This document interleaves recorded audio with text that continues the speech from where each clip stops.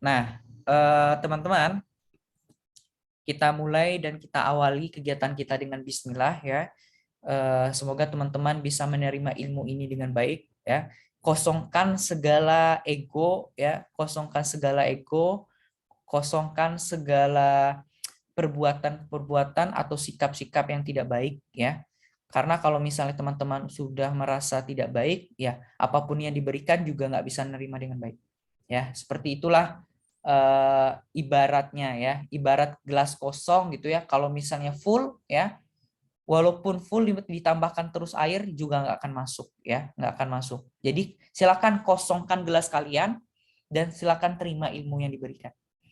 Ya. Nah, hari ini adalah pertemuan ke-12 ya. Pertemuan ke-12 ini sampai pertemuan ke-15 kita lebih kepada yang namanya perencanaan keuangan Islam. Jadi yang berbasis perencanaan keuangan Islam itu akan kita pelajari. Ya. Jadi kalau misalnya kita di pertemuan 1 sampai pertemuan 11 itu isinya adalah perencanaan keuangan konvensional dan sekarang berbasis Islam. Nah, saya nggak akan bahas materi minggu kemarin yang saya nggak bisa masuk karena apa ya minggu kemarin itu ya? Minggu kemarin saya nggak Tanggal masuk. merah, Pak. Bukan sebelumnya, Tuh sebelum. Bapak Bapak Baitul. Darul Arkom. Oh ya, saya Baitul Arkom ya. Nah, saya Baitul Arkom, kalian Baitul Arkom, saya juga Baitul Arkom ya. Nah, jadi itu kan kita bahas tentang dana pendidikan anak. Saya nggak akan bahas itu. Saya yakin dan percaya teman-teman udah bisa. Hitungannya juga sederhana ya. Saya yakin teman-teman bisa kok ya. Nah, jadi saya nggak akan bahas itu. Jadi kita sekarang ini konsen kepada yang berbasis ya Islam ya. Nah, ini yang menarik kali ini. Nah, teman-teman, sebelum kita bahas lebih lanjut ya, bagaimana keuangan Islam itu, tentu kita harus tahu dulu ya. Di dalam Islam itu ada hal-hal yang tidak sama dengan perencanaan keuangan pada umumnya ya, keuangan konvensional. Dia memiliki keunikan tersendiri dibandingkan agama lain ya, karena kita itu agama Islam yang diridhoi dan tentunya itu agama yang paling benar ya, yang paling benar bagi kita ya. Nggak tahu ya bagi agama lain seperti apa.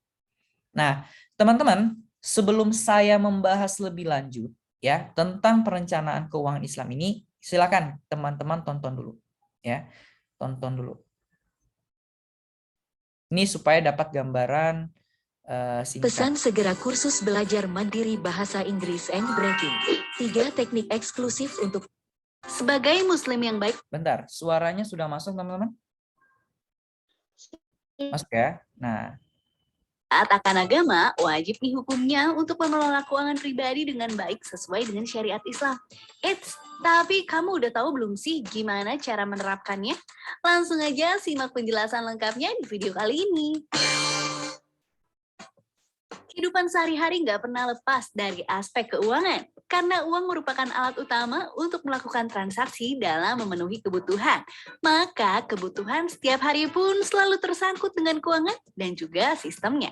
Nah, sebagai seorang muslim, tentu lebih baik kalau menerapkan aturan keuangan tersendiri yang dinamakan dengan syariah. Semuanya udah diatur oleh Allah melalui Al-Quran, hadis, ijma, dan juga qiyas. Berikut langkah mudah untuk menerapkan ekonomi syariah dalam keuangan pribadi. Yang pertama, hindari bunga atau riba. Sekarang ini terdapat banyak sekali jenis riba yang entah disadari atau tidak tengah menjamur di masyarakat. Hal ini menjadi sebuah realitas yang begitu menyedihkan, mengingat riba merupakan hal yang diharamkan. Riba menjadi bagian dari sirkulasi ekonomi yang dianggap perlu sehingga biasa dilakukan. Nah, seperti yang tertulis dalam Al-Quran tentang larangan riba ini. Hai orang-orang yang beriman, janganlah kamu memakan riba dengan berlipat ganda, dan bertakwalah kamu kepada Allah supaya kamu mendapatkan keberuntungan. Untuk mengatasi hal ini, tentu cukup dengan menghindari pola pikir konsumtif yang merugikan. Terapkan pola hidup dengan melakukan hal yang wajar, dan masih dapat ditutupi oleh gaji bulanan kita. Yang kedua, jangan menimbun. Dalam sebuah hadis yang diriwayatkan oleh Imam Muslim, dijelaskan bahwa Rasulullah menentang perilaku menimbun barang. Rasulullah bersabda, orang yang menimbun barang, maka ia berdosa. Sebagian ulama berpendapat keharaman menimbun tidak hanya pada bahan pokok seperti makanan.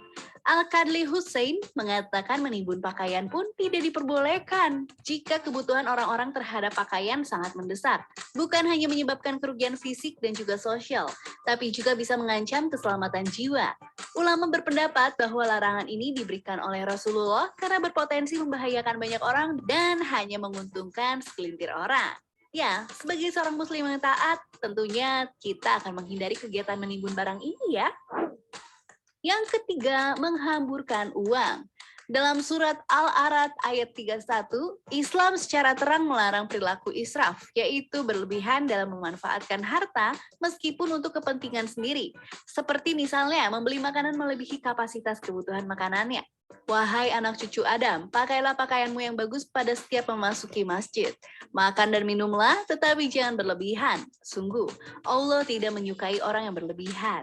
Contoh lainnya adalah membeli berbagai macam baju dalam jumlah banyak dan pada akhirnya baju-baju tersebut tidak terpakai. Begitu pula dengan tafsir. Dalam surat Al-Isra ayat 26 dan 27, Allah melarang untuk berbuat tafsir. Dan berikanlah kepada keluarga-keluarga yang dekat akan haknya, kepada orang miskin dan orang yang dalam perjalanan, dan janganlah kamu menghambur-hamburkan hartamu secara boros. Sesungguhnya pemboros-pemboros itu adalah saudara-saudara syaitan, dan syaitan itu adalah sangat ingkar kepada Tuhannya. Tafsir memiliki arti menghambur-hamburkan harta untuk sesuatu yang tidak diperlukan dan tidak bermanfaat. Letak perbedaannya dengan israf adalah israf untuk kepentingan diri sendiri, sedangkan tafsir untuk kepentingan lain, seperti memiliki sepatu bola yang mahal, sedangkan dia sendiri bukan pemain atau jarang bermain bola. Yang keempat, menabung dan berutang. Menabung ternyata menjadi salah satu yang dianjurkan dibandingkan menggunakan uang untuk bersenang-senang. Kamu bisa memanfaatkannya untuk menabung keperluan lainnya. Hal ini berguna ketika mengalami kesusahan, tidak akan bingung, dan masih memiliki uang atau dana cadangan. Dalam hukum syariah, siapapun yang tahu mengenal batasan mengelola keuangan akan mendapatkan pahala dan diuntungkan hidupnya. Sebaliknya, kita diwajibkan untuk menghindari hutang. Berutang adalah hal yang paling dilarang dan merugikan, karena utang paling banyak hal negatif yang akan merugikan kedua belah pihak. Berutang juga termasuk dalam kategori janji, di mana janji harus ditepati, atau utang haruslah dibayar. Yang kelima, sedekah.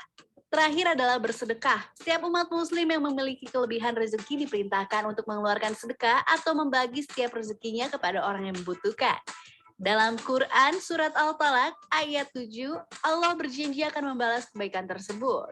Hendaklah orang yang mempunyai keluasan memberi nafkah menurut kemampuannya, dan orang yang terbatas rezekinya hendaklah memberi nafkah dari harta yang diberikan Allah kepadanya. Allah tidak membebani kepada seorang melainkan sesuatu dengan apa yang diberikan Allah kepadanya. Allah kelak akan memberikan kelapangan setelah kesempitan. Dengan bersedekah, hubungan bersosial bisa menjadi lebih baik. Bersedekah juga menjauhkan diri dari sikap sombong dan juga angkuh. Memberikan sesuatu dengan ikhlas pada orang lain dapat meringankan beban mereka.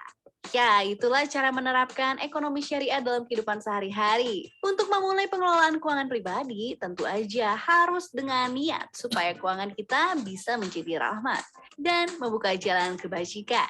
Kita tidak perlu pandai mengatur uang, tetapi kita hanya perlu pandai mengatur diri sendiri dengan menggunakan uang. Kita tidak bisa mengatur harga bahan makanan, akan tetapi kita bisa mengatur menu makanan kita. Kita tidak bisa mengatur tarif harga listrik dan juga BBM, tetapi kita bisa mengatur pemakaiannya. Kita pun tidak bisa mengatur biaya pendidikan anak kita, tetapi kita bisa menyiapkan dananya sedini mungkin. Yuk, langsung aja rencanakan keuangan kamu dengan aplikasi Finansialku. Oke, segitu aja dari Minku. Semoga bermanfaat ya. Sampai bertemu. Oke, baik teman-teman.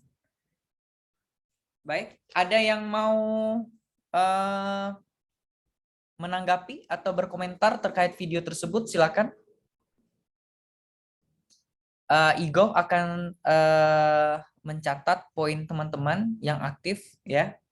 Igov seperti biasa ya, Gov. Siapa? Oke. Silakan teman-teman. Informasi apa yang teman-teman peroleh dari video tersebut? Ayo. Ayo silakan teman-teman.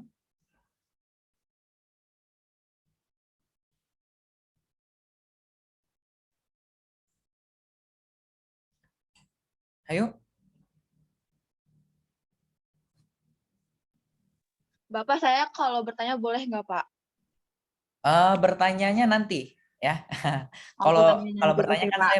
saya belum menjelasin ya. Nah, Oke, sekarang makasih, saya Pak. mau minta tanggapan dulu nih terkait video tadi dulu ya. Ayo, ada yang mau?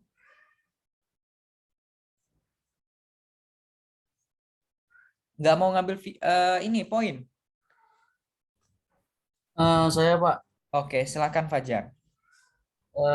kesimpulannya Finco itu aplikasi yang digunakan untuk manajemen keuangan untuk membantu mengatur keuangan dengan fitur-fitur seperti menyediakan seperti mencatat otomatis uang keluar dari bank kita atau e-wallet kita. Jadi kita eh, misalnya budget per bulannya berapa nih, nanti kalau kita ngeluarin sesuatu itu apa keuangan itu tercatat di Finco, jadi nanti mungkin ada pengingatnya gitu ya kalau sudah di batas budget bulannya gitu. Kalau yang saya tangkap gitu sih Pak, intinya aplikasi manajemen keuangan.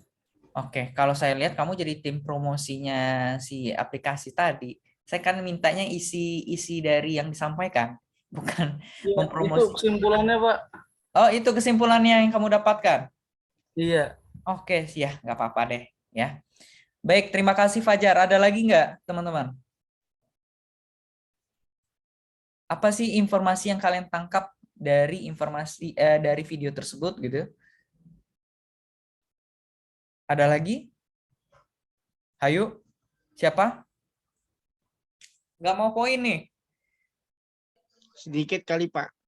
Nah, sedikit atau banyak? Sedikit, Pak, sedikit. Sedikit itu berapa? Tadi di awal tuh di video itu disajikan bahwasanya gimana cara perencanaan keuangan dalam konsep syariah. Nah, intinya tadi tuh kayak secara syariah itu untuk melakukan transaksi keuangan, hindari yang namanya riba, terus jangan ihtikar atau menimbun harta, terus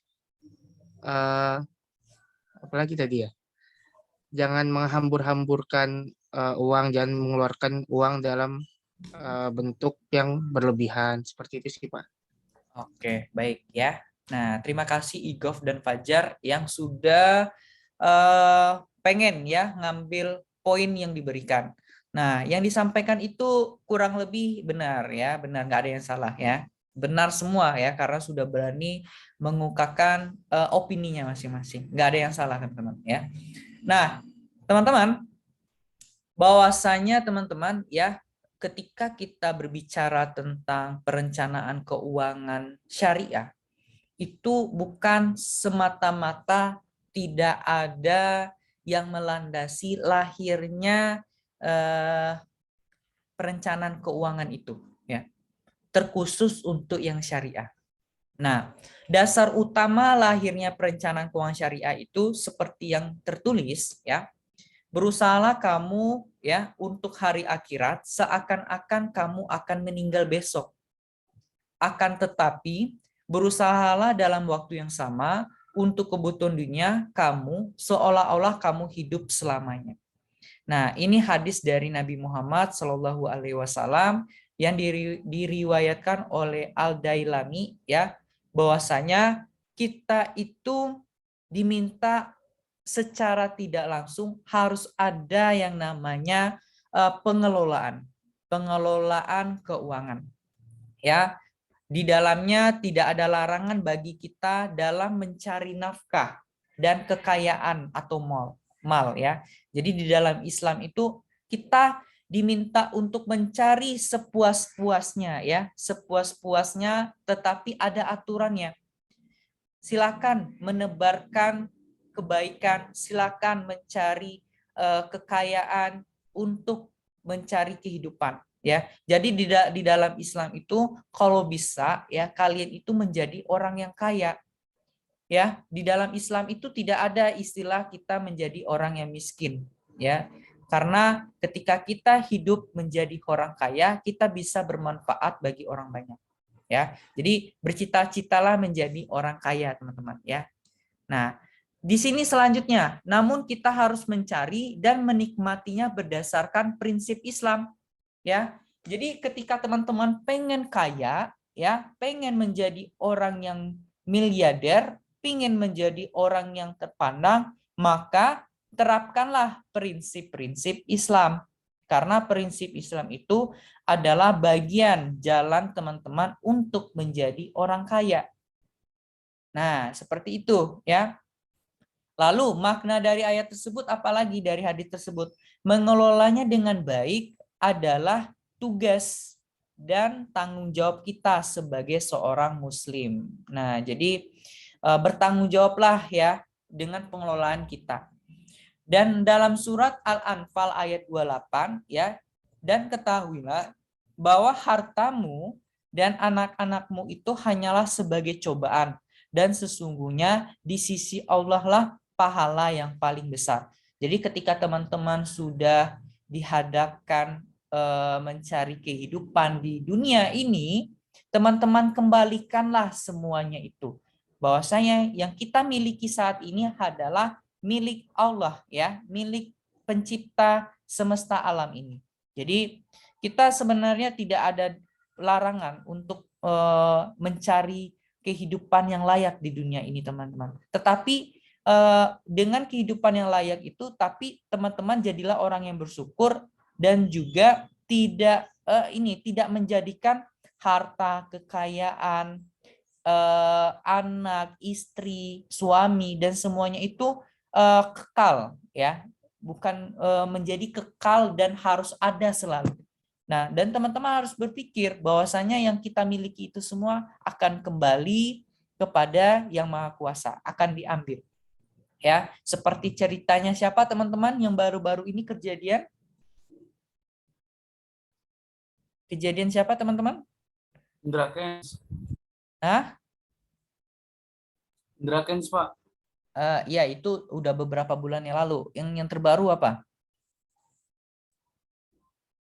Yang terbaru? Oh, anaknya Ridwan Kamil, Pak. Nah, anak Ridwan Kamil ya. Beliau sudah memiliki segala-galanya ya. Beliau punya bisnis ya, beliau adalah seorang pemimpin dan juga memiliki anak yang pintar dan istri yang soleh ya, solehah ya. Tetapi Allah mengambil dengan cara yang indah ya, mengambil anaknya ya yang lagi berjuang ngambil S2 ya. Dan itu ya, beliau seorang pemimpin di satu sisi sebagai pemimpin, di satu sisi sebagai kepala keluarga. Beliau harus menempatkan dalam keadaan yang apa ya, yang semestinya gitu ya. Jadi beliau udah paham, sudah matang banget bahwasanya apa yang dimiliki itu ya akan kembali kepada Sang Pencipta ya. Jadi sebenarnya banyak yang dapat kita peroleh, teman-teman. Ya, kalau misalnya orang yang nggak paham agama ya, mungkin udah stres gitu ya, udah ini ya, udah bagaimana ya, nggak bisa menerima ya, apalagi anak ini ya, anak terbaik beliau gitu ya. Nah, seperti itu teman-teman ya. Kita lanjutkan dulu sebelum bertanya. Nah, jadi teman-teman, definisi dari perencanaan keuangan syariah itu apa? Ya, kalau menurut Certified Financial Planner atau Board of Standard INC ya, ini perusahaan ya, adalah proses mencapai tujuan seseorang melalui manajemen keuangan secara terencana. Ya, sama kayak manajemen keuangan konvensional ya. Konsep perencanaan keuangan syariah adalah konsep perencanaan keuangan yang menerapkan prinsip-prinsip syariah Islam. Ya, jelas ya. Nah, selanjutnya tujuan dari perencanaan keuangan syariah itu apa? Pertama, ya, untuk menghemat apapun sehingga menjadikan pengeluaran menjadi lebih efektif atau digunakan untuk hal-hal yang prioritas, ya. Kalau dulu kita udah bahas bahwasanya kita itu harus bisa memilih, ya, mana yang menjadi kebutuhan dan mana yang menjadi keinginan. Itu harus dibedakan. Lalu tujuannya apa? Ya, dalam perspektif Islam adalah perencanaan menjadikan ini bukan falah, ya, menjadikan Allah sebagai tujuan finansial. Ya, ini Allah, ya, sebagai tujuan finansial yang berarti mendapatkan keberuntungan, kemuliaan, dan ketenangan tidak hanya dunia namun juga akhirat. Jadi dalam perencanaan keuangan itu kita harus menanamkan pikiran, ya, di dalam otak kita bahwasanya apa yang kita lakukan itu adalah karena Allah, ya. Karena Allah lah kita mencapai itu. Karena Allah lah kita mendapatkan keberuntungan, kemuliaan, dan ketenangan. Ya, jadi jangan semata-mata, oh, saya memperoleh keuangan ini, saya memperoleh kekayaan ini karena usaha saya sendiri, ya, bukan seperti itu konsepnya, ya. Nah, oke, teman-teman yang mau bertanya silakan dulu. Silakan yang mau bertanya.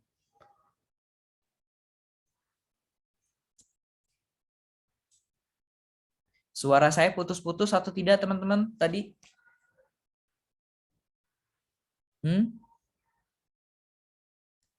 Putus-putus atau tidak? Tidak, ya.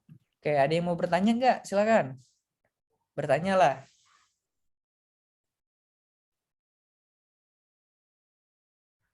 Ayo, yang mau bertanya. Ada kali, Pak. Apa, Iko? Belum ada kali, Pak. Oh, belum ada. Kita lanjutkan, ya. Nah, selanjutnya, ya, acuan kita dalam penyusunan perencanaan keuangan itu apa sih, ya? Standarnya apa, gitu ya? Pedomannya apa, ya? Pedomannya selain Al-Qur'an dan hadis itu pasti, teman-teman.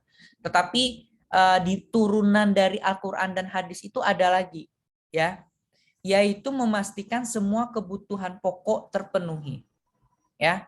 Jadi kalau berbasis syariah, pastikan kebutuhan pokok atau primer itu terpenuhi dulu.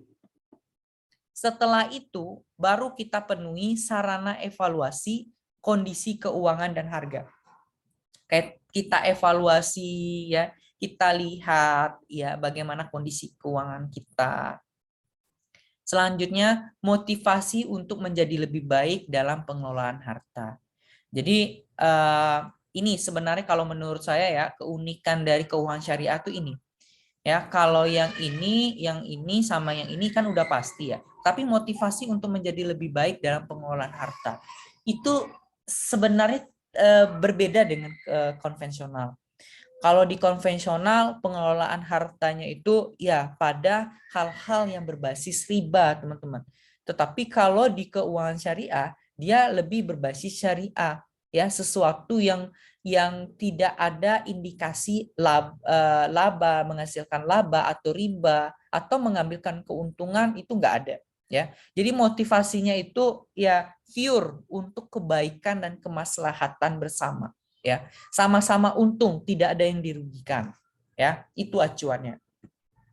Nah, selanjutnya, ya, urgensi dari pengelolaan keuangan dan kekayaan itu apa, ya? Pertama, manusia memiliki keterbatasan usia, ya, namun dituntut untuk memenuhi kebutuhan keluarganya sebagai wujud tanggung jawabnya. Jadi usia manusia yang terbatas itu, ya, dia harus bertanggung jawab terhadap keluarganya, ya. Pernah nggak teman-teman lihat apa namanya yang biasanya yang berjanggut-janggut, dia berkeliling dari satu masjid ke masjid lain yang menyiarkan Islam, pernah nggak lihat? Pernah nggak teman-teman? Teman-teman? Pernah, Pak. Nah, Dan saya itu jadi tanda tanya ya, apakah mereka itu punya anak istri nggak? Punya anak pasti kan, punya anak dan istri. Tetapi untuk memenuhi kebutuhan mereka itu mereka kerja nggak gitu. Jadi tanda tanya bagi saya. Dulu kan kalau di kampung-kampung itu mereka sering datang gitu ya. Nah, pernah nggak terpikirkan sama teman-teman seperti itu?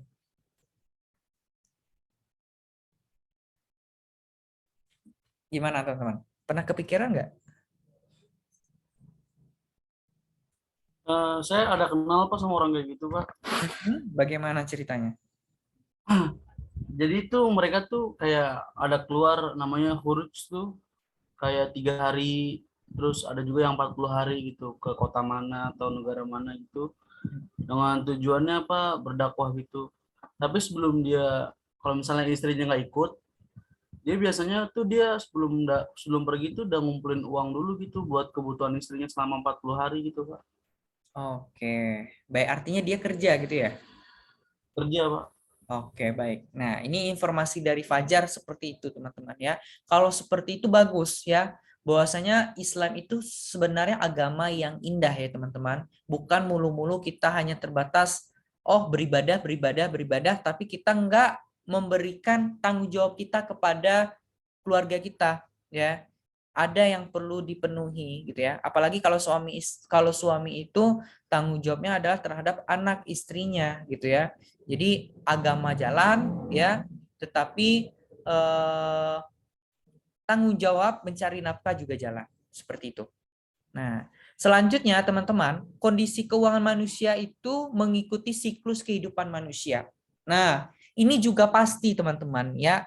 Pasti deh, itu saya sangat merasakan teman-teman ya, mengikuti siklus kehidupan kita teman-teman ya. Dulu teman-teman ketika masih kecil ya, teman-teman dikasih duit 1.000 ya, ketika umur 5 tahun dikasih duit 1.000 senang banget kan?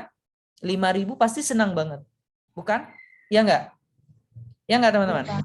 Tetapi ketika teman-teman sudah masuk SMA ya, sudah SMA dikasih 5.000 senang enggak? Pasti merasa kurang gitu ya. Mungkin dikasih 15.000 atau 20.000. Dan sekarang kalau dikasih 20.000 cukup nggak bagi teman-teman 20.000 misalnya kalau sekarang? Cukup nggak? Pasti nggak cukup, ya kan? Nah, nanti kalau teman-teman sudah kuliah, sudah kuliah, nanti teman-teman kalau sudah kerja gitu ya, dan kebutuhan keuangan juga teman-teman juga masih makin bertambah. Teman-teman merasa duit 50.000 itu nggak akan cukup. Dan teman-teman juga udah mulai berpikir, oh saya selama ini saya udah kerja, saya pengen menikmati, saya pengen beli pakaian yang sesuai hati saya pengen beli produk sesuai keinginan saya. Nah, itu berbeda lagi.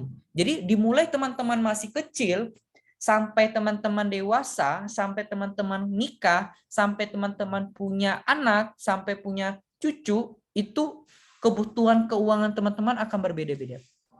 Dan teman-teman dituntut akan semakin matang dengan keadaan tersebut. Ya, jadi itu penjelasannya. Ya, di siklus kehidupan manusia itu berbeda.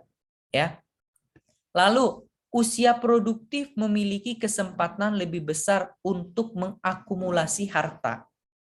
Ya, jadi semakin matang teman-teman, ya, semakin matang teman-teman, dipastikan teman-teman semakin insya Allah ya, semakin baik dalam pengelolaan keuangan. Apalagi teman-teman nanti yang perempuan sudah menikah, yang laki-laki sudah menikah, udah punya istri, punya anak, pasti mikir-mikir ya, kira-kira duit sekian saya mau beli, apakah saya akan lebih memilih kosmetik atau membeli susu anak ya. Itu nanti teman-teman mikir, kematangan teman-teman dalam berpikir itu semakin kompleks ya. Teman-teman bisa memilih mana yang menjadi kebutuhan dan mana yang menjadi keinginan. Ya, seperti itu. Nah, selanjutnya teman-teman ya, pada masa pensiun cenderung bergantung pada hasil akumulasi harta pada saat produktif. Ya, jadi ketika kita sudah masuk masa pensiun, pastikan kita bisa menikmati pensiun kita itu karena kita sudah waktu muda udah saving, udah menyimpan, jadi kita tinggal nikmatin aja. Nah, seperti itu. Nah, selanjutnya teman-teman, ya, ini ada 4 pola ya, bagaimana pengelolaan harta di dalam keuangan syariah. Pertama, pola konsumsi itu harus halal, ya, taib atau baik, tidak israf atau mubazir. Ya, itu pasti, ya. Di dalam Islam ini konsumsilah makanan-makanan yang halal, baik dan tidak mubazir. Jadi ketika kita beli sesuatu, belilah sesuai kebutuhan. Jangan yang tidak bermanfaat, ya. Kedua, pola simpanan tidak riba, tidak haram dan tidak menimbun. Nah, ini penjelasan yang tadi teman-teman di video tadi. Ketiga, pola investasi tidak riba, tidak haram, tidak gohor, tidak tidak pasti, tidak najasi atau rekayasa, tidak moral hazard atau resiko. Ya. Nah, kita ngambil contoh ya teman-teman. Tidak pasti. Ya, tidak pasti. Jadi di dalam perencanaan keuangan syariah itu dia harus sesuatu yang tidak pasti itu atau uncertainty itu tidak diperbolehkan. Atau bahasa lainnya ada spekulatif. Kira-kira menurut teman-teman yang teman-teman ketahui, produk konvensional yang dalam rangka perencanaan keuangan syariah yang bersifat yang bersifat spekulatif apa aja yang teman-teman ketahui?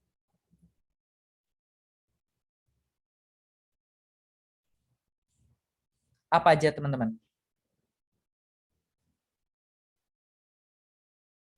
Ada yang tahu nggak apa aja? Sesuatu keuangan ya yang bersifat tidak pasti dan itu menjadi biasanya kebanyakan orang ya pengen berinvestasi di situ. Teman-teman pasti udah belajar. Apa teman-teman?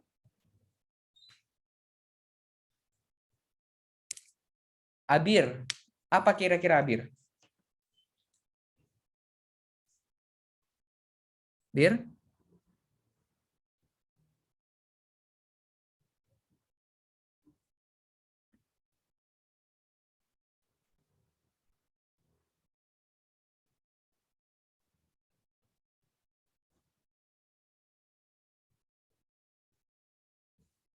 Silakan Abir.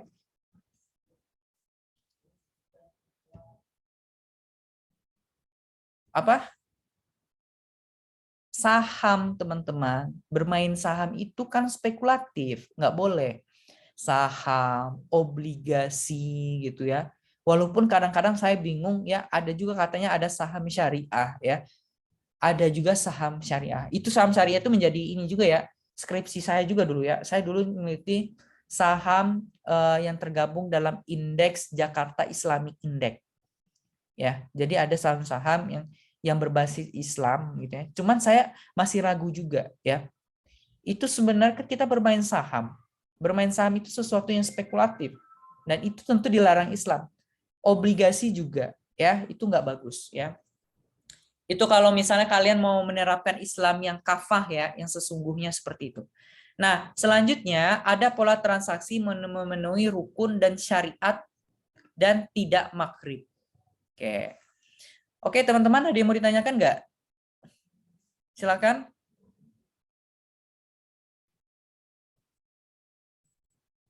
Ada yang mau ditanyakan?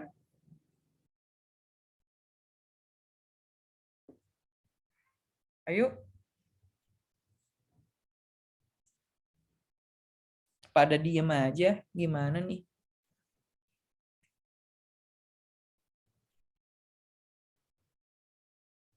Oke, saya lanjut dulu ya. Kalau nggak ada yang bertanya. Nah, selanjutnya teman-teman, ada prioritas keuangan dengan konsep Zapfin. Ya, Zapfin ini adalah lembaga zakat finansial ya yang berbasis Islam. Ya, di dalamnya itu kalau kita lihat, kalau kita berbicara tentang zakat, zakat itu adalah mensucikan harta dan berbagai terhadap yang membutuhkan. Ya, berbagi terhadap membutuhkan. Jadi konsep dari keuangan syariah itu sebenarnya include-nya sangat luas, ya. Salah satunya zakat. Kedua adalah assurance, ya. Assurance itu bertujuan untuk melindungi diri maupun keluarga dari hal-hal yang tidak terduga, ya. Asuransi ini sebenarnya nggak sama dengan asuransi, ya, beda, ya. Asuransi ini lebih kepada yang dianya itu lebih kecil, apa ya, lebih kecil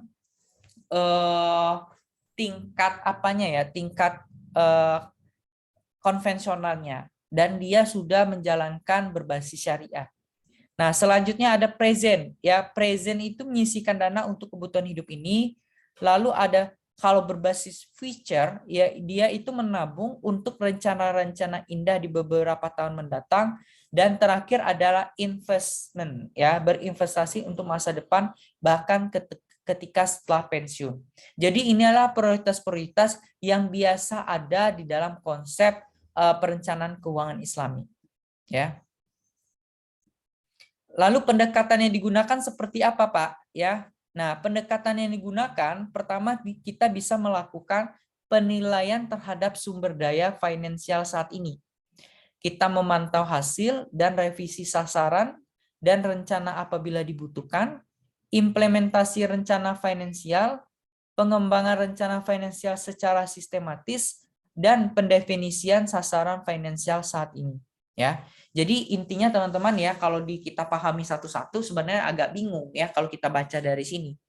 Dan intinya pendekatan yang digunakan itu harus ada evaluasi, harus ada penilaian. Setelah kita melakukan penilaian, kita lihat lagi kira-kira apa sih yang perlu kita revisi dari tujuan kita itu. Setelah kita peroleh dan sudah kita fixkan, kita implementasikan, kita praktekkan langsung. Kalau bagus, kita lakukan pengembangan. Ya. Dan setelah kita lakukan pengembangan, pendefinisian ini istilahnya adalah kita sampaikan ke orang lain bahwasanya kita sudah menerapkan perencanaan keuangan berbasis Islami. Ya, seperti itu.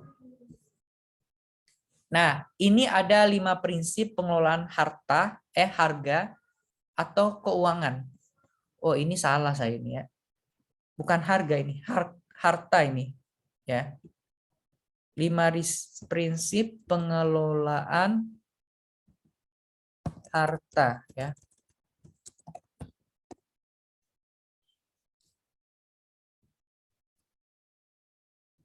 Nah, 5 prinsipnya apa aja?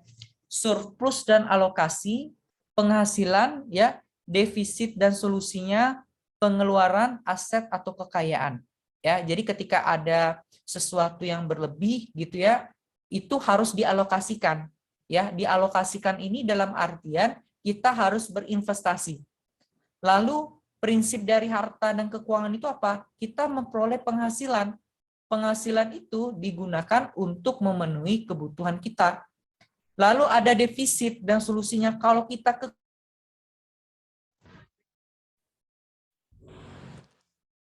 jaringannya hilang ya tadi teman-teman. Halo, suara saya putus-putus. Di sini lagi hujan lebat soalnya. Suara saya putus-putus. Enggak, Pak, sekarang udah jelas. Oke, tadi sampai mana ya? Tadi sampai mana? Harta, Pak. Harta dan keuangan. Oke. Harta atau keuangan. Baik. Nah, saya ulangi lagi teman-teman ya.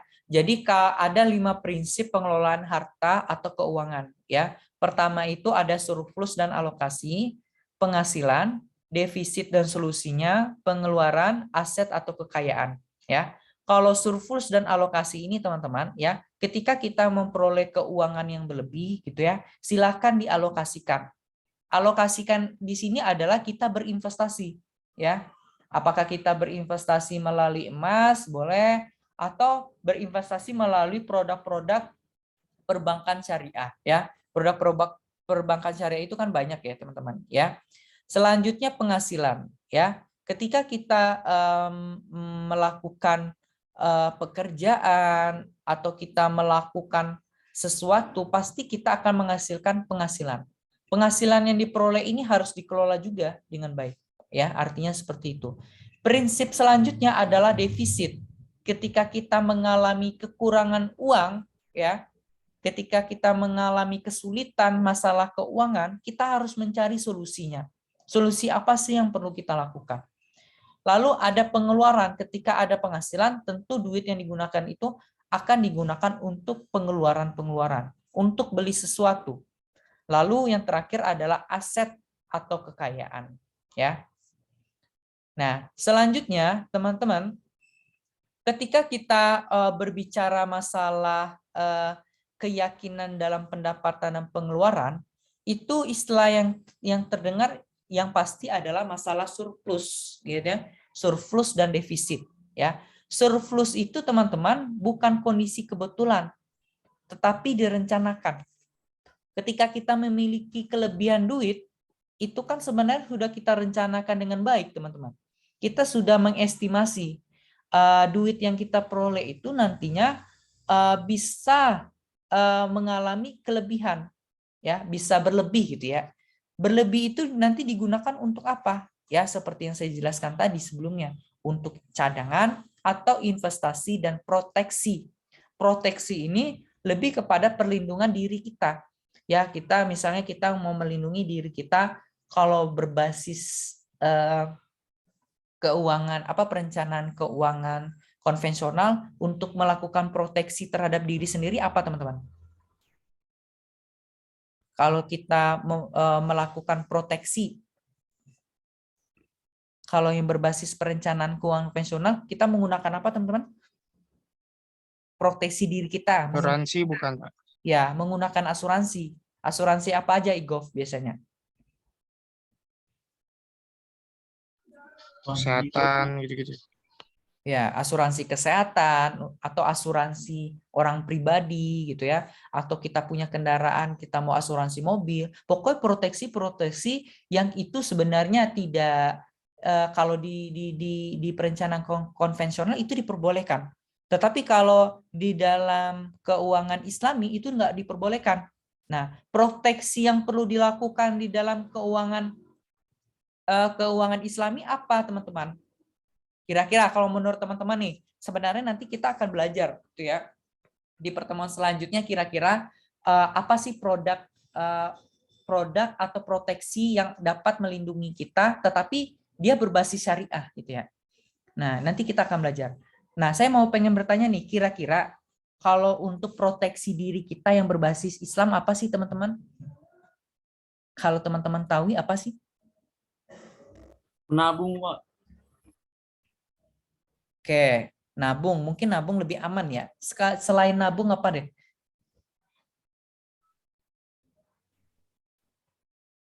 Selain nabung apa?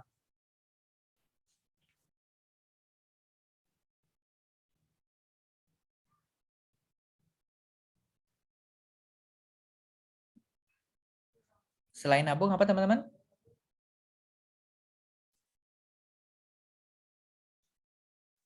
Nggak ada yang tahu? Oke, nanti kita bahas ya. Nanti kita bahas selanjutnya. Nah, selanjutnya teman-teman ya, menabung bukan menyisihkan tetapi pengeluaran rutin dan prioritas. Nah, selanjutnya jika defisit tambah penghasilan atau kurang pengeluaran. Jadi inilah yang terjadi bahwasanya ketika kita memperoleh pendapatan dan pengeluaran, kita harus yakin ada suatu sisi ya, ada suatu kondisi kita itu kadang-kadang surplus dan kadang-kadang kondisinya defisit atau kekurangan duit. Nah, bagaimana sih peran optimal dalam kondisi defisit keuangan ya? Ketika kita mengalami defisit ya, cara mengatasinya apa? Ya, pengeluaran mendesak boros inflasi ya. Dana cadangan kurangi pengeluaran tetapi tambah penghasilan. Ya, cara tambah penghasilan dulu pernah saya ceritakan ya. Lalu menutup defisit, kita tutup dana cadangan atau kita berhutang atau kita jual aset. Ya, ini cara-caranya. Jadi dapat disimpulkan ya, konsep perencanaan keuangan syariah itu adalah ya, financial planning adalah proses pencapaian tujuan keuangan melalui pengembangan dan implementasi perencanaan keuangan yang terstruktur sesuai dengan syariat Islam. Ya, di dalam syariat Islam itu ada istilah wealth protection, ya, proteksi terhadap kekayaan. Jadi kekayaan kita itu harus dilindungi.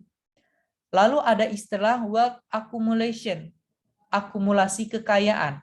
Ketiga ada wealth preservation, ya, menjaga keberadaan kekayaan. Dan terakhir adalah wealth distribution, artinya distribusi kekayaan. Nah, yang terakhir ada wealth purification, ya, berbasis zakat gitu ya.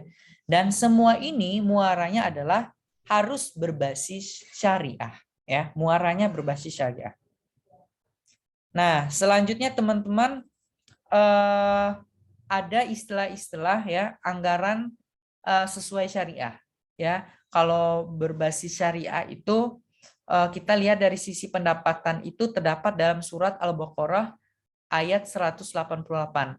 Sementara kalau dari sisi pengeluaran itu dalam surat Al-Isra ayat 26 sampai 27.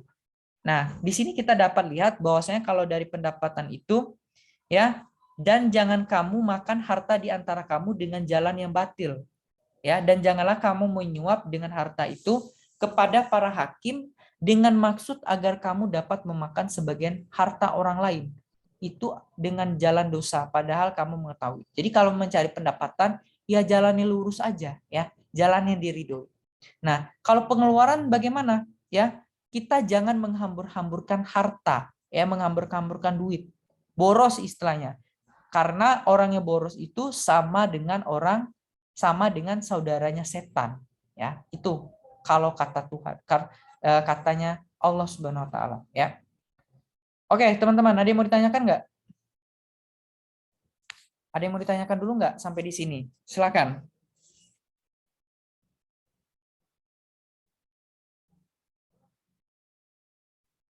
Ayo, yang mau bertanya dulu.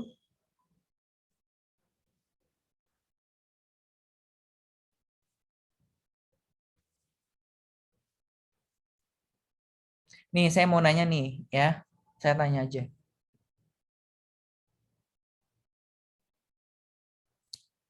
Gilang Hudaya Isnain. Gilang? Halo Gilang? Ya, Pak. Nah, saya mau nanya Gilang, ya. Biasanya kamu kalau di keluarga kamu, ya, untuk menerapkan prinsip dari perencanaan keuangan syariah itu yang dilakukan apa sih biasanya? Kalau di rumah biasanya kamu bisa tahu dari orang tua gitu, atau malah memang kamu di keluarga nggak nerapin itu, tetapi lebih cenderung kepada perencanaan keuangan konvensional. Bagaimana kalau di keluarga kamu? Coba ceritain.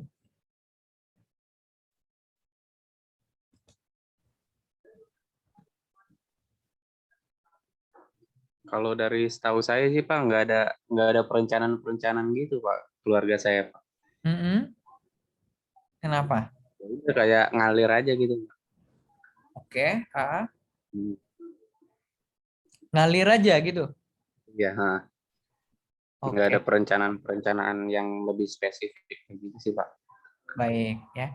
Teman-teman, nanti ketika UTS pertanyaan saya seperti itu, ya. Kalau misalnya jawabannya kayak Gilang, kira-kira teman-teman bisa ngukur, ya, berapa nilai yang akan saya berikan, ya. Nah, jadi pertanyaan sederhana seperti itu, teman-teman. Jadi Gilang, nanti kalau misalnya ada pertanyaan seperti itu, ya, saya minta tolong Gilang itu jawabnya, ya, jangan kayak orang nggak ada ilmunya gitu ya. Ya, jadi harus ada suntikan ilmunya, ya. Jadi alasannya itu mendasar, Gilang, ya. Jadi misalnya orang tua saya tidak melakukan perencanaan keuangan Pak karena orang tua saya memang tidak paham. Pokoknya ceritakanlah bagaimana teman-teman bercerita dengan teman-teman kalian, ya, lagi nongkrong kalian bercerita lepas, seperti itulah pertanyaan yang akan saya berikan, ya. Oke, ya, seperti itu teman-teman. Ada yang mau bertanya nggak? Nggak ada yang mau bertanya teman-teman? Bapak, Nah, ya, silakan. kalau misalnya pembayaran zakat ada yang di bank konvensional itu bagaimana Pak? apakah ada yang kena bunga atau seperti apa? Soalnya kan saya sendiri kan pertama kali punya rekening itu langsung bank syariah gitu Pak. Jadi saya kurang tahu kalau di bank konvensional. Terima kasih Pak. Kedengaran nggak Pak suaranya? Pembayaran zakat di bank konvensional itu caranya seperti apa gitu maksudnya? Bukan apa ya, menurut Bapak apakah kena ada bunganya atau gimana? Terus pandangannya dalam kan bukannya Oke. Jadi gini, cuma mungkin saya lagi berusaha. Jadi gini, apakah ketika kita bayar zakat di bank konvensional itu dikenai bunga atau tidak gitu ya? ya kan bukan itu dilarang ya Pak. Apa? Ya, tapi kan itu kan kita juga dalam transaksi syariah juga harus menghindari riba dan bunga Pak. Itu tanggapan Bapak gimana? Oke, ya baik. Kalau kita bayar zakat di bank konvensional, setahu saya tidak ada ya. Yang menyediakan pembayaran zakat itu kan di bank perbankan syariah doang gitu ya. Kalau di bank konvensional sepertinya tidak ada. Satu lagi, apakah dia akan dikenakan bunga, apakah akan dikenakan biaya administrasi? Ya, kalau sepemahaman saya selama ini nggak ada ya teman-teman ya. Mana ada kalau misalnya kita bayar zakat gitu ya, lalu dikenakan bunga, ya apa bedanya dengan bank konvensional ya? Nggak akan ada, setahu saya seperti itu nggak ada. Ya karena kan kita udah tahu prinsip dari perbankan syariah itu adalah merujuk kepada syariat Islam. Ya, jadi segala produknya haruslah berbasis pada syariat Islam itu. Begitu. Siapa tadi? Terima kasih Bapak. Ada lagi teman-teman yang mau bertanya?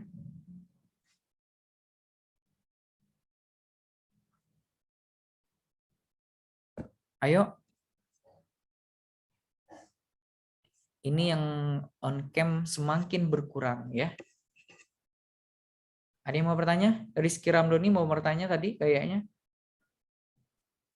Enggak Pak, saya cuma mau jawab, cuma nggak jadi. Dari jauh sama Bapaknya. Oke, mungkin Rizky Ramdhani mau nambahkan seperti apa jawaban Rizky? Iya Pak, setelah saya juga kayaknya di bank konvensional nggak ada pembayaran zakat gitu. Karena emang semuanya kayaknya di bank syariah adanya. Ya, seperti itu ya. Oke, kita lanjutkan dulu ya. Oke, teman-teman. Nah, di dalam syariah kita itu sebenarnya juga ada konsep proteksi ya. Proteksi pelindungan itu tidak hanya dimiliki oleh perencanaan konvensional. Perencanaan syariah juga ada ya. Ternyata di sini katanya asuransi jiwa syariah juga ada. Walaupun saya sebenarnya kurang sreg juga ya, masih mempertanyakan itu ya. Jadi kalau katanya proteksi itu bisa melalui asuransi jiwa syariah ya. Nah, alasannya apa? Karena di dalam asuransi syariah itu sudah memiliki akad tabaruk dan tijarah. Ya, nanti silakan dibuka lagi apa itu tabaruk dan tijarah. Nah, dibandingkan dengan asuransi konvensional, ya di dalamnya tidak memiliki akad ya atau perjanjian jual beli. Ya, jadi proteksi dari syariah itu ya kita bisa melalui ya yang ditawarkan syariah ya, walaupun kita masih mempertanyakan itu apakah memang betul-betul syariah ataupun tidak ya. Nah, kalau perencanaan proteksi keluarga itu sebenarnya sudah ada dalam hadis Nabi Muhammad SAW yang diriwayatkan oleh AHR Bukhari ya, yang artinya lebih baik kamu meninggalkan keturunanmu kekayaan daripada meninggalkan mereka miskin sambil memohon pertolongan orang lain. Jadi sebenarnya ini nggak apa-apa ya, jihad kita ya istilahnya sama dengan orang yang bekerja di bank syariah ya. Di satu sisi orang yang bekerja di bank syariah itu ada yang bilang haram, ada juga yang tidak. Tetapi kalau kita telusuri lebih lanjut ya, itu nggak apa-apa karena itu jalannya jihad seseorang untuk menjadikan bahwasanya bank syariah itu betul-betul syariah. Ya, walaupun kita masih mempertanyakan BSI itu apakah masih menerapkan syariah atau belum, ya, karena dia masih baru gitu teman-teman. Dibandingkan Bank Muamalat Indonesia dan juga bank syariah yang ada di Malaysia, ya, seperti itu. Lalu akumulasi kekayaan sesuai syariah, ya, bertujuan untuk mendapatkan perkembangan modal yang reasonable dengan tetap mempertahankan modal awal. Dan terakhir, namun kita harus mencari investasi sesuai dengan prinsip Islami yang syariah. Nah, investasi yang sesuai syariah itu adalah yang terbebas dari unsur bunga, teman-teman. Nah, ini udah tercantum nih dalam Al-Baqarah ayat 275 sampai 281, dan Allah menghalalkan jual beli dan mengharamkan riba. Ya, itu pasti, ya. Jadi sesuatu yang riba, dan juga kita harus pastikan terbebas dari judi. Ya, di mana seseorang mendapatkan keuntungan dengan biaya orang lain dan orang tersebut menderita kerugian dan kepercayaan, itulah yang disebut dengan judi. Judi itu tidak boleh. Lalu aktivitas usaha yang memproduksi maupun menjual barang-barang yang haram seperti minuman beralkohol, babi dan lain sebagainya, itu tidak boleh karena mengandung unsur gahar. Itu nggak boleh. Ya. Lalu distribusi kekayaan sesuai syariah, ya, itu kita melalui wasiat, ya, hibah, warisan, infak, sedekah dan zakat. Nah, ini tinggal dibaca aja nanti, ya. Sedekah juga ada, ya. Nah, jadi produk-produk dari bukan perbankan syariah, ya, produk dari perencanaan syariah itu kita bisa melakukan sedekah, ya, melalui zakat, ya, melalui wasiat, hibah, warisan, gitu ya. Itu semuanya sebenarnya sudah diatur di dalam Islam, teman-teman. Oke. Nah, ini adalah aturan keuangan secara syariah, ya, yang menentukan kita bagaimana cara hidup penuh berkah, ya. Pertama, ya, pastikan kita itu dapat mengalokasikan dana untuk zakat, infak dan sedekah. Itu pasti, teman-teman, ya. Ketika kita sudah menerapkan berbasis syariah, itu pastikan pengelolaan untuk zakat, infak dan sedekah itu sudah ada. Kedua adalah meminimalkan hutang. Kalau bisa jangan berhutang, teman-teman, ya. Kalau bisa. Ketiga, kita menyusun tujuan keuangan sesuai dengan ajaran Islam. Keempat, gunakan produk-produk keuangan dan dengan prinsip syariah. Kelima, biasakan pola hidup sederhana dan tidak konsumtif. Dan terakhir, menyiapkan dana darurat. Jadi ini aturan-aturan supaya hidup kita berkah, teman-teman. Hidup kita berjalan dengan aman, gitu ya, baik di dunia maupun di akhirat. Oke, ini adalah produk-produk perencanaan keuangan, ya, yaitu ada sukuk, ya, ada deposito syariah, dan ada reksadana syariah. Oke, teman-teman, ada yang mau ditanyakan nggak? Oke, ada yang mau ditanyakan?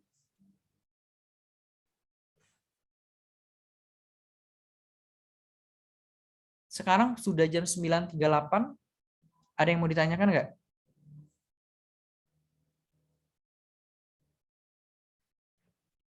Ayo.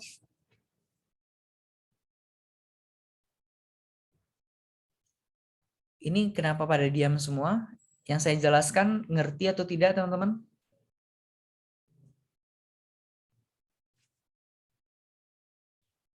Ayo.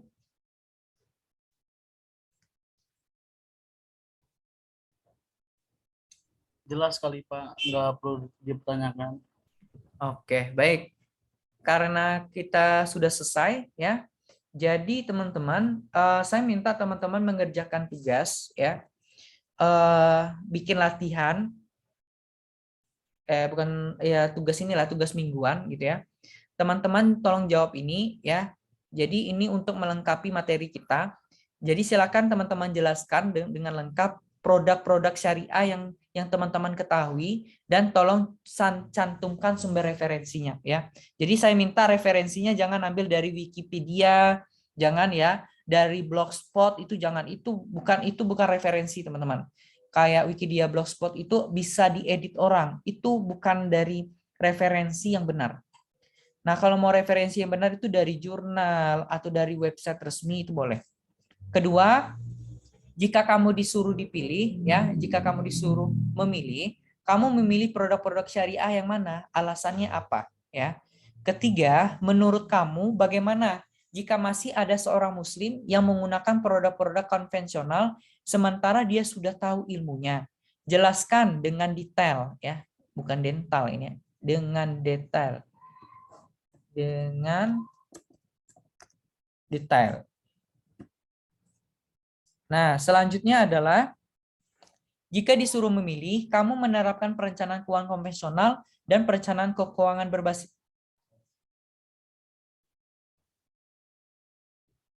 Oke, salah ya.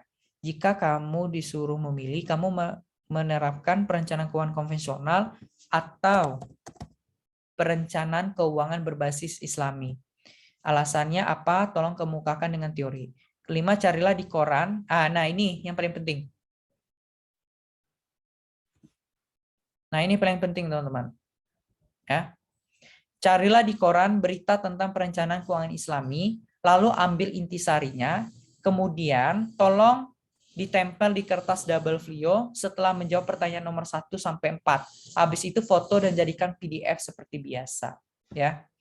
Oke teman-teman, ada yang mau ditanyakan terkait tugas? Nomor 5 itu wajib harus cari di koran ya, Pak? Kalau misalnya nggak ada di koran, cari di internet boleh. Di screenshot ya. Ya. Jadi ingat teman-teman, tugas itu nomor 1 bagi saya. Ya. Ya. Jadi kalau misalnya merasa bolong-bolong tugasnya, ya saya nggak nerima lagi tugas bolong. Biasanya kalau di akhir semester saya minta, karena teman-teman kan sudah ngecek nilainya, sudah saya kasih nilai langsung. Ya. Oke teman-teman, ada yang mau ditanyakan nggak? Terakhir dikumpul kapan, Pak? Minggu depan ya. Seperti biasa seminggu. Oke? Di Olu, Pak. Ya, seperti biasa di Olu. Oke teman-teman, ada lagi? Tidak ada ya? Kalau tidak ada teman-teman ya, ada yang mau tanya nggak? Apa materi yang ini belum ada di Olu? Oh iya, ini nanti saya masukin ya, nanti saya masukin. Oke teman-teman, ada lagi nggak? Karena saya akan siap-siap untuk kuliah kelas selanjutnya. Cukup, Pak. Itu tugasnya tulis tangan kan, Pak? Saya kasih kebebasan deh ya. Saya ngasih kebebasan. Kalau mau tulis tangan bebas, tapi pastikan tulisannya bisa saya baca, ya. Bisa saya baca. Kalau nggak baca, saya bingung juga nih, ya. Nanti ada yang gerutu nanti, ya. Nah, nanti silakan.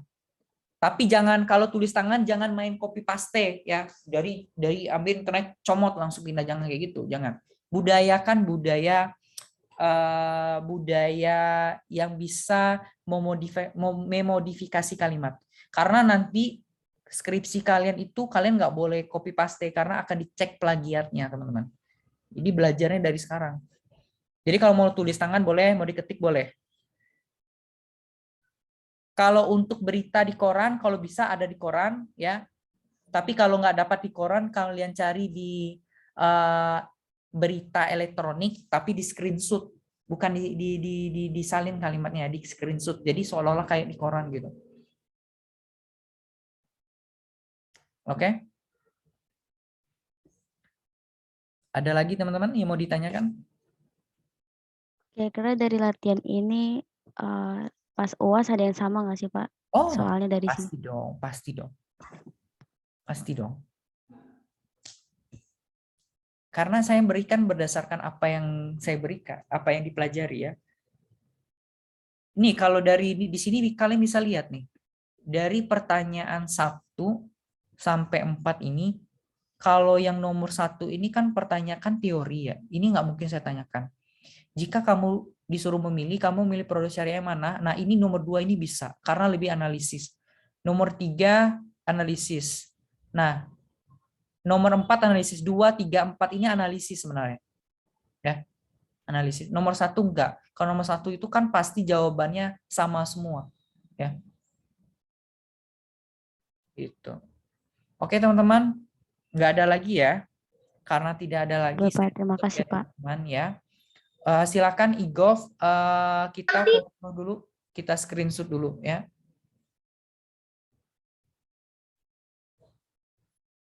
Oke, Gov, silakan di screenshot dulu sebagai bukti. Kasih aba-aba, Igov. Ya, saya nggak bisa screenshot, Pak. Ada yang Oke. bantu nggak, teman-teman? Baik, siapa yang bisa?